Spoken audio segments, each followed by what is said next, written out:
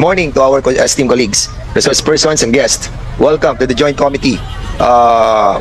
meeting of the Committee on Public Order and Safety and the Committee on Games and Amusements. Today we begin our motu proprio inquiry in aid of legislation into the proliferation of criminal and unlawful acts linked to Philippine offshore gaming operators. In short, the evils of August: homicide, human trafficking, torture, prostitution, forcible abduction, kidnapping, and serious illegal detention, robbery, extortion, and drug trafficking. Ito ang mga karumal-dumal na krimen na nababalitaan nating nangyayari sa mga Pogo Hub. Idagdag pa natin ang mga cybercrime, money laundering, tax evasion, and other fraudulent practices na isinasagawa ng mga illegal na Pogo operators. The fact that these illicit activities are being carried out on a large scale by organized crime syndicates behooves us, members of Congress, to identify the masterminds and protectors behind these illicit operations and hold them accountable so that they can be prosecuted to the fullest extent of the law. These are heinous crimes and serious human rights violations that affect both our citizens and the foreign workers who are forced to work at these illegal pogos under cruel and inhumane conditions. Humigit kumulang na 300 na illegal na pogo ang patuloy na nag-ooperate sa iba't ibang lugar ng ating bansa ngayon. Humigit kumulang na 40,000 mga naitalang undocumented Chinese workers ang empleyado rito. Ngunit ilan lang sa ating mga kababayan at mga dayuhang mula sa Vietnam, Malaysia at iba pang karatig bansa ang sapilitang nagtatrabaho rito laban sa kanilang kalooban. Ilan sa kanila ang ngayong naitalang missing persons, innocent individuals who were scammed and forced to become scammers themselves. It likewise behooves our mayors and other local government officials to look into the situation in their localities. If these are licensed internet gaming operators and the corresponding local permits have been issued to them, the LGU should ensure that their regulations are stringently observed. Kung illegal na pogo naman ang nag-ooperate sa lugar nila, dapat lang na alamin nila ito at gawin ang lahat upang tigilan at sugpuin ang pag-usbong ng ganitong mga illegal at immoral na aktibidad sa kanilang lugar. The committee shall scrutinize the business permits and licensing offices of the LGUs to determine whether they wittingly or unwittingly allowed such a criminal enterprise to enter their area of jurisdiction. We would like to assure everyone that this inquiry will be as fair as possible to all concerned. It goes without saying that the committees will examine the capability of our law enforcement agencies, the Presidential Anti-Organized Crime Commission, the Philippine National Police, the National Bureau of Investigation in investigating these cases and bringing the criminals to justice. Before I turn over the mic to my co-chair, we would like to express our sincere gratitude and appreciation to our honorable members and resource persons for their presence today. May our collective efforts bear fruit as we work for a safer community for all. Maraming salamat po. Thank you, Co-Chair Dan.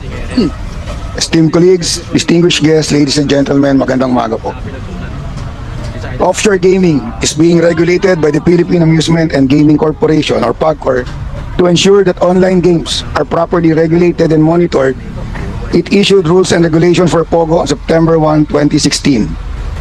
On July 11, 2018, the PAGCOR Board of Directors approved the Offshore Gaming Regulatory Manual, which has served as the main guide over the issuance of offshore gaming licenses and the regulation of offshore gaming licensees. The OGRM has been revised through piecemeal amendments from the observations, experiences, and evaluation in the regulation of offshore gaming operations. On July 12, 2023, PAGCOR came out with the new Internet Gaming Licensing Regulations as a response to recent developments and the needs of the industry. In the new Internet Gaming Licensing Regulations, the term POGO was changed to Internet Gaming Licensee, or IGL. IGLs are said to generate revenues in billions of pesos for the country but it comes with a price. Crimes linked to it triggered a government probe on how valuable or detrimental to the country its continued operations would be. IGLs have been tied to unlawful activities including human trafficking, money laundering, tax evasion, prostitution, kidnapping, torture, and bribery, prompting some groups to call for a crackdown on their operations. We then ask ourselves if the potential negative impact of POGO far outweighs the economic contribution of POGO operations. That is why the Committee on Games and Amusement, in a meeting conducted on February 12, 2024, approved with amendments House Bill number 5082 and House Resolution number 1197. Both measures provided for the banning of POGOs in the country. Now, the issues or problems arising from the operations of POGO require the collective actions of certain government agencies. With this joint meeting, we hope to identify what or which government agency has the major role in going after the illegitimate POGO operators. Again, we wish to determine finally which among the agencies present as is the major role to go after the illegitimate POGO operators. Co-Chair. Okay, thank you so much. So the next item of our agenda is this is a motu proprio inquiry. Yes, please go. Do so, please. Before we proceed, would like to acknowledge present also for today's meeting Representative Ivan Howard Ginto of Pinuno Party List and Representative Joseph Jojo Lara from the 3rd District of Cagayan. Thank you. Again, ladies and gentlemen, our resource speakers, members of these two committees, this is a motu proprio inquiry in aid of legislation on the proliferation of criminal activities and unlawful acts linked to our POGOs with the end in view of recommending collective actions.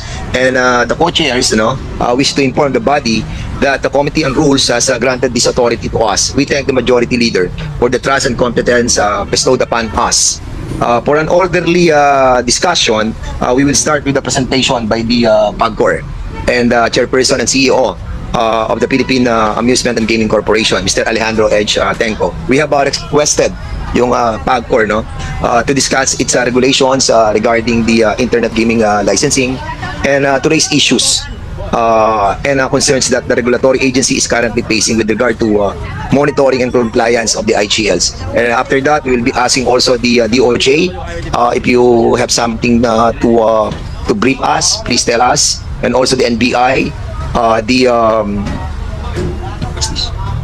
PNP, and the immigration as well. And finally, we have also requested the Executive Director of the Presidential Anti-Organized Crime Commission, retired Police Major General Gilberto D.C. Cruz, to give an update on the complaints filed against personalities involved in POGO criminal activities.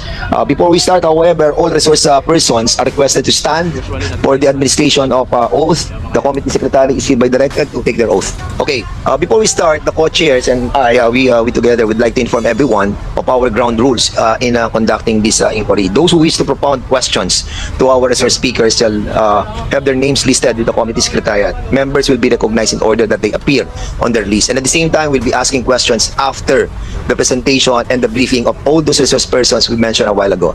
The first member for the minority to have their name listed will be the first to interpolate. Followed by the first Mr. member. Chair, Oh, wait. I know if Yes. you have here the National Security Council. We have invited the attendance. National Security Council. Then they will be giving us also some briefing. Thank you. Each member will have 5 minutes to give their comments and manifestation or ask their questions. The reply of the resource persons is not counted in the 5-minute limit. The speaker, the deputy speakers, the majority leader, the minority leader, and the co-chairs may interject, ask questions at any time. A member who wishes to give their time to another member shall automatically forfeit their slot in the list and will only be listed back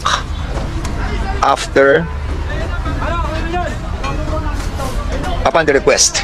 A member who wishes to interpolate anew may have their name listed for the second round. Lastly, please be reminded to observe proper decorum and basic courtesy in our proceedings. Please address your question to the co-chairs and wait to be recognized before interjecting, raising a point of clarification, or responding to a query. If there are no questions on the ground rules, we shall now proceed with the proper discussion. Any questions? If none, okay. We'll be asking first the PAGCOR to give us some briefer on the situation of the illegal pogos in our country and at the same time the legal pogos. Go ahead, Chairman. Good morning, Chairman, Eco.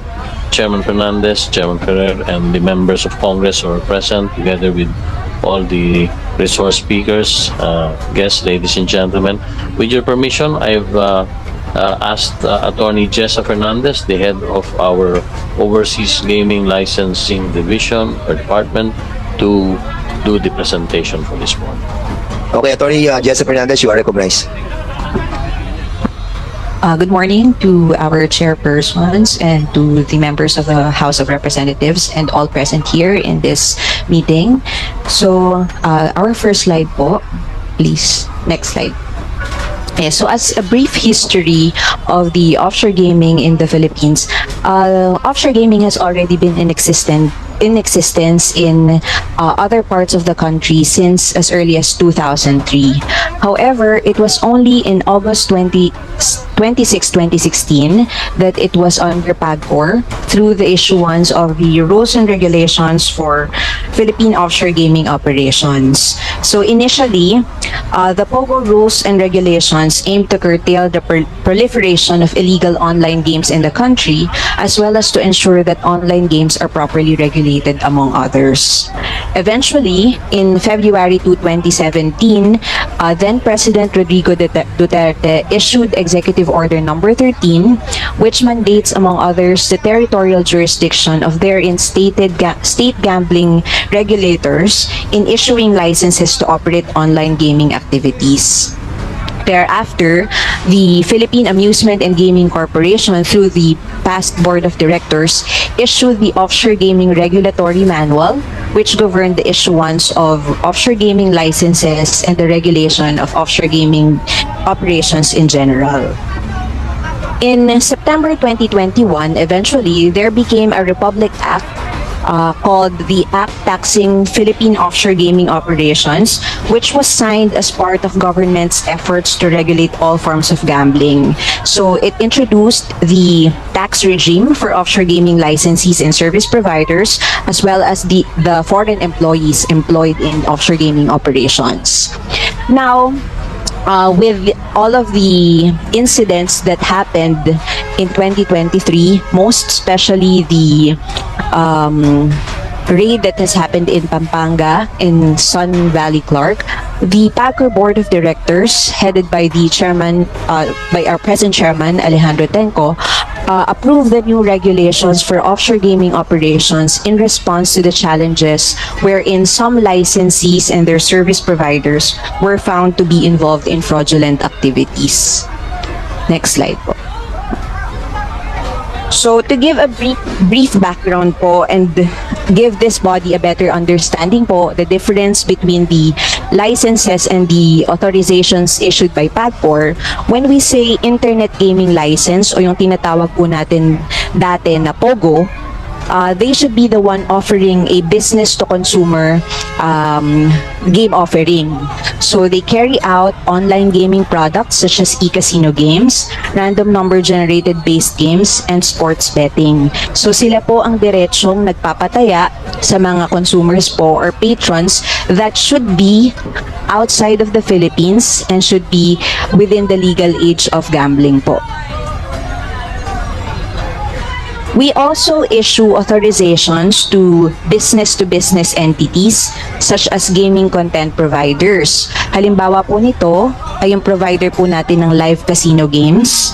So, they provide po yung live feeds ng mga dealers natin na nagdi-deal dire-diretso po. Then, yun po yung tinatayaan sa website ng mga B2C licensees po natin. So nagbebenta po ng live feeds itong mga kumpanya na ito para po ito yung i-offer ng ating mga licensees sa kanilang mga online casinos abroad. We also give authorizations sa mga creator po ng games or sa developers po ng games, wherein aside po from the live casinos, we have the RNG-based games. Yun po yung mga slot machine games and other types of games po na i-offer po ng B2C licensee o nung tinatawag na IGLs sa kanilang mga websites. Ito po, kaiba doon sa dati po nating framework wherein ang POGO licensee po can have as many as 10 service providers. Ito po yung nihigpitan po natin lalo sa regulations. Pwede po kayong magkaroon ng support provider na magbibigay ng marketing services, customer relations, research and development, or other support to the different facets of operations ng mga online casinos, pero limited na po ito ngayon sa 2. Pero kailangan niyo pong i-justify. Dati po, basta po mag-apply po kayo as a service provider, pwede na po mga 10. Ngayon po, mahigpit na po tayo. Makikita niyo po mamaya yung number po natin ng support providers. Next po. At this one po is a separate accreditation naman na pinatibay po ng bago nating board is yung special class of BPO. Ito naman po yung mga kilala po natin na BPO service providers and they service legitimate licensed gaming operators abroad. So, hindi po sila nagseserbisyo sa mga IGLs natin, kundi sa mga lisensyadong gaming operator abroad. Halimbawa po ng mga clients nila come from the United Kingdom, United States, Canada. Kumbaga po, ito po yung mga malalaki po yung mga gaming companies na sineserbisyohan nila at ang clientele po is sa mga first world countries. Ang maganda pa po dito sa special class of BPO, it is a requirement that the workforce should comprise 90% Filipino employees po. Next po. I hope the members will not mind it. Yun ay abroad, yung mga international companies ang nag-hire sa kanila. Yes sir, bali po yung Tapos sa Pilipinos yung mga yung mga actors or operator dito sa atin. Iba-iba po. May mga multinational companies po tayo na malalaking BPOs po na kumukuha po sila ng clients na gaming operators abroad and yung isang division po sa kanila ay pinapa-accredit po nila sa PAGCOR. Okay, I got it. Okay, so thank you. Before you proceed, the chair would like to acknowledge the presence of Congressman Salvador Plato and Congressman Bonifacio Bosita on the part of the Committee on Public Order and Safety. For our part, we'd like to acknowledge the presence of Congressman Loreto S. Amante from 3rd District of Laguna. You can proceed, please. So, just to give an idea po to the body on the total annual income po of the industry, as you can see po in this presentation, at its peak in 2019, we have a total of 298 licensees and service providers, wherein kumita po ang PAGCOR noon ng nasa 7.9 billion pesos. Pagdating po ng 2020, naging 242 po, kumita po ang PAGCOR ng halagang 5.15 billion pesos po. Then 2021, with 185, kumita po ng 3.47. Bumaba na po dito pagdating po ng pandemic po. And then, noong 2022 po, ang kinita po ng PAGCOR is 2.99. Gusto ko pong i-emphasize dito na bago po dumating yung present administration, the target for the year 2022 was only 2.1 billion. However, with the introduction of new amendments to the regulations and stricter enforcement po when the new leadership came in, napataas pa po natin to 2.9 billion or na-exceed pa po natin yung target na 2.1 billion in 2022. And nakikita nyo po, in 2023 po, inintroduce na po natin dito yung bagong framework, yung Internet Gaming Licensing Regulations. And with the 87 licensees and service providers, na-exceed po natin yung target natin na initially 4.2 billion. Kumita pa rin po tayo with the new regulations, new fee structure, as well as the stricter monitoring ng 5.17 billion. Kahit na po 87 na lang ang natirang licensees and providers at that time sa kabuuan. At ngayong 2024, kasi po nabawasan na naman po ulit, we are still expecting, barring unforeseen circumstances, nakikita pa rin po kami ng nasa 7 billion pesos for the year 2024. Next po. Singit lang ako. I hope you don't mind members and briefly din again. So in other words, from 298 to 87, still 5 billion yung nakuha natin. And estimated niyo magiging 7 billion compared to 2019, almost the same yung makukuha natin. Pero mas mababa yung ating licensee. Okay, Yes, thank you. tama po kayo dun, Mr. Chair. Then, we would also like to show this body po the annual fines and penalties that was imposed po from 2020 up to the present. So, from 2020 po to 2021, ito po, $375,000 and $80,000. Pero pagdating po ng 2022, talaga pong hinigpitan na po namin yung pagpapatupad ng regulations, at kung meron po kaming nakikitang mga violations sa mga operations ng licensees po namin, na nag-i-impose po agad kami ng penalties, and in the new regulations, tinaasan po namin ito. So, in 2022, we have imposed a total of 2022 po with the new admin and the new regulations po. We have imposed a total of 702,000 in 2022, $2,430,000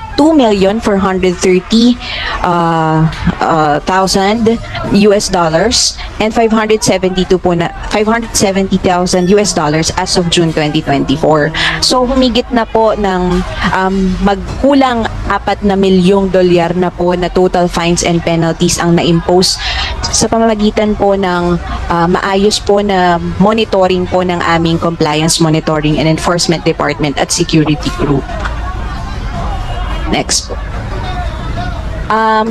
To give also an idea sa body po kasi. May we ask something lang?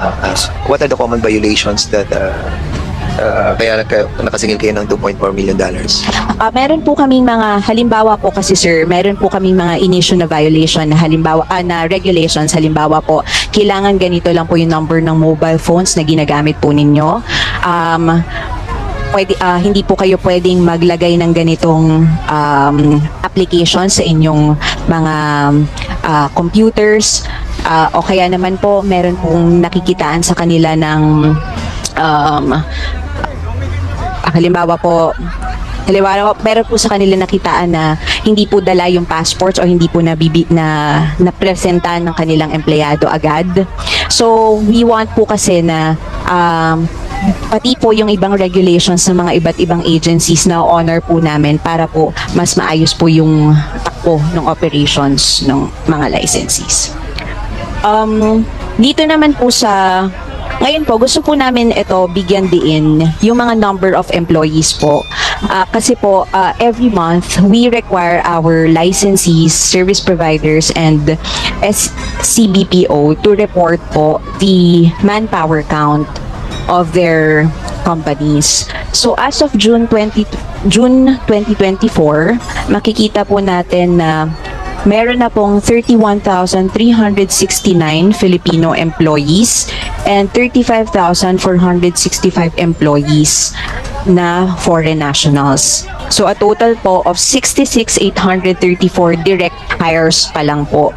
So sila po yung diretsyong empleyo po ng mga licensees and service providers. So unlike po before, wherein masyado po talagang malaki ang difference ng foreign nationals to Filipinos, ngayon po, mas marami na po, o 1:1 na ang dami po ng empleyado ng Filipino to foreign nationals po.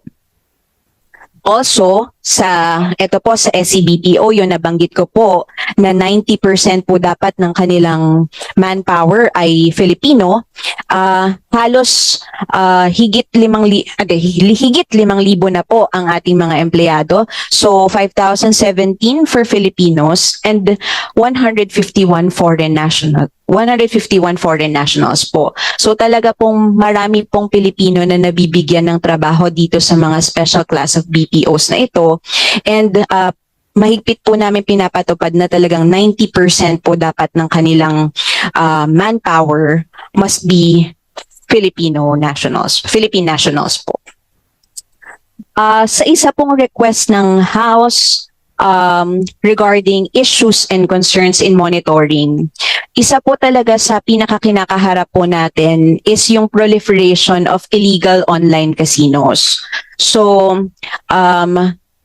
despite po kasi ng effort natin to monitor effectively and report such illegal activities, so as baka po narinig po ninyo in the news during the Senate hearing, almost 7,000 websites have already been reported to the National Telecommunications Commission and the DICT by PAGCOR. Starting pa lang po ito ng 2022 nung umupo po yung new leadership. Pero almost 5,000 pa lang po talaga ang shutdown po dito sa mga 7,000 po na na-report po natin na websites.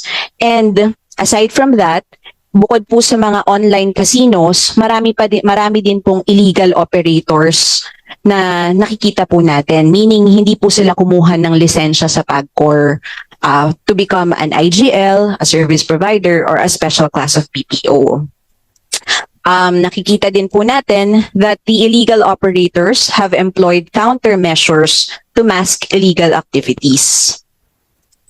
Also, next slide po, rapid growth of illegal casinos through social media. Ito po, napapansin po namin at namomonitor din po namin na marami pong mga influencers ang gumagamit po ng platform nila such as Facebook, TikTok, YouTube to encourage prospective players to try their luck in legal platforms. So, pinopromote po nila ang website or ang isang laro, halimbawa po yung mga wheel of whatever po, na maglaro kahit na po wala po yung lisensya sa PAGCOR. So, ito pong mga illegal game offerings na to, kamukha din po sila ng mga ibang games na ino-offer po ng mga legal, but they have no player protection. We cannot help po the players who will play in that platform pag nagkaroon po sila ng problema. Wala po silang contribution to the country's gross gaming revenue. Wala rin po silang customer verification. So, marami pong mga kabataan ang maaari pong makapaglaro sa mga illegal platforms po na ito. And then, next po. Aside from these, hindi po little by little rapidly nagkakaroon po tayo ng mas sophisticated technology. So even po the PAGCOR logo, whether old and new, are being used by illegal operators, whether local or abroad, without authority of PAGCOR to entice players and mask on their illegal operations. So we have received reports po of gaming websites using the PAGCOR logo para po makapag-engganyo po sila ng mga players na maglaro sa kanilang platform. So ito po, syempre po, minomonitor po natin ito and nire-report po natin sa proper authorities, but mahirap po na makita po lahat at hindi po lahat ay nabablock. And lastly po, we also think that it's a concern for us that we rely on law enforcement agencies. While we do not intend to get enforcement powers, but our current regulations po are not enough to tackle issues not within the scope of gaming operations or as mandated by our charter. We have, in view of this, we have to constantly cooperate with various government and law enforcement agencies to assist in combating illegal operations, whether online or not. And next slide po. And kung tatanungin po kami kung ano pa po yung mga plans po namin for offshore gaming, konti lang po ito sa mga plano po namin. Gusto po naming mag-employ ng 24/7 monitoring sa lahat po ng operating sites. And we are planning po to remove the framework for the hubs. Sa ngayon naman po ay meron lang po tayong isang hub. And we would like to impose higher fines and penalties to airing licensees and service providers. And gusto pa rin po naming patuloy-tuloy na strengthen yung cooperation namin with law enforcement agencies dahil malaki po talaga ang tulong nila para po prevent po namin at ma-solve po yung mga illegal activities ng mga hindi po licensees. And we would like also to strengthen cooperation with other government agencies such as the Department of Labor and Employment, Bureau of Immigration, para po naman ito sa mga empleyado po na nasa pangangalaga po ng mga licensees natin para ma-ensure po natin yung compliance nila with all the Philippine rules and regulations. So that would be the end of my presentation po. Thank you.